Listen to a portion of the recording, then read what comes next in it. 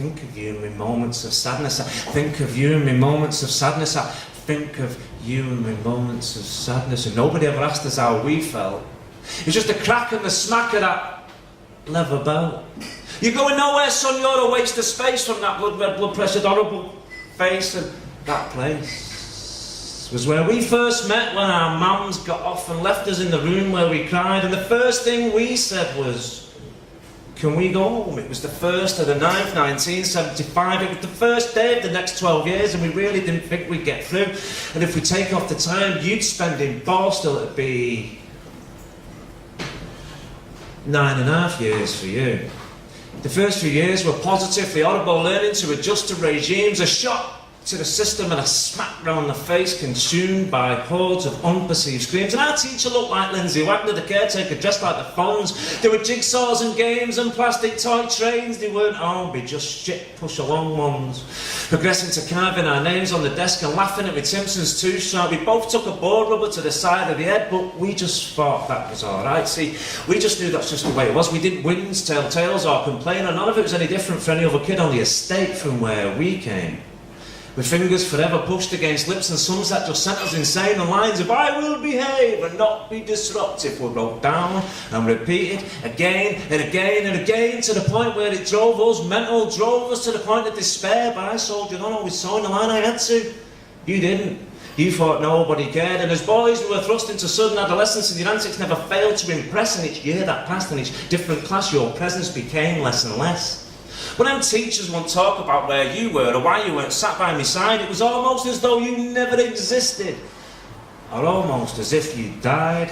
Fast forward and on to the secondary modern, it was the 1st of the 9th, 82, and your mum had you go to a Catholic school. It was something to do with a probation review, so I found my way and you found yours, though yours weren't where I wanted to be. We'd meet once or twice and just compare trainers. I heard about your battles at 3:30. I heard about the bank, the shop and the garage. I heard about you sleeping in your grand's garden shed. And it's strange how the stories just can't wait to find you. And just like at primary, well, I just shake my head. See, at primary I thought it was me and you forever, me and you against the world and all that. But two paths that were bold met a fork in the road, and that's where we left everything we once laughed at. But you didn't last very long with the Catholics, more the Catholics didn't last long with you. They didn't take too kindly to pupils in class, sitting at the back with a bag full of glue, switched to a beautiful warm sunny morning on the 1st of the 9th, 84. The governor's sighed and the PTA cried as your simian walk brought you through the door, and right by my side was the chair that kept empty at the start of each tedious term. I'd beguile you, clocked it was free. Then you sat down beside me with a nod and a wink and a wry smile. So your smile could open the securest of doors, and your child would have them walk you right through. Your affable chatter and black-laid and patter had all the girls standing there in awe of you. You were lost in translation, battered and bruised, so popular, yet so very alone. You were the education system's murders for vendor, but for me that was your one and only chance to atone. But you wouldn't have it, you were off on your toes, you didn't even last a day. And the chair to my side stayed tucked under the table as the days lost their names and the time slipped away. You were tired with the name bestowed with all blame. Some would say a crook, a bad penny, but the fact was well known that you never robbed your own. You'd rob from the few and give to the many, and the pensioners loved you at their Christmas party for the sherry they drank and the food that they ate.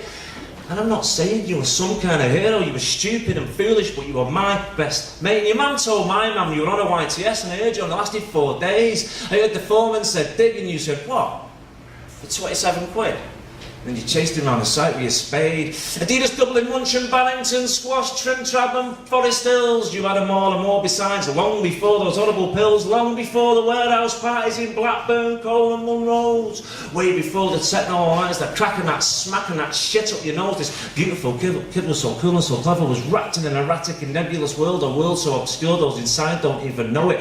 Rolled up, shoved away with no chance to unfurl, and the light that burned so bright all those years, it just simply couldn't burn anymore. And you danced your last dance with a rope from a branch. It was the 1st of the 9th, 1994. It was the first day of the rest of our lives that we'd have to live without you.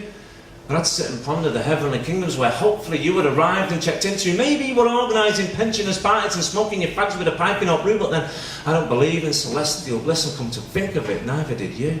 The grey clouds gave way to rays of sunshine as the committal proceedings progressed, and we watched as your mum fell to her knees on the day this world finally laid you to rest. And I think of you in my moments of sadness, I think of you in my moments of sadness, I think of you in my moments of sadness, I think of you in my moments of sadness, the mad times, the good times, the memories, and still I believe you never ever stop loving someone you haven't ever did.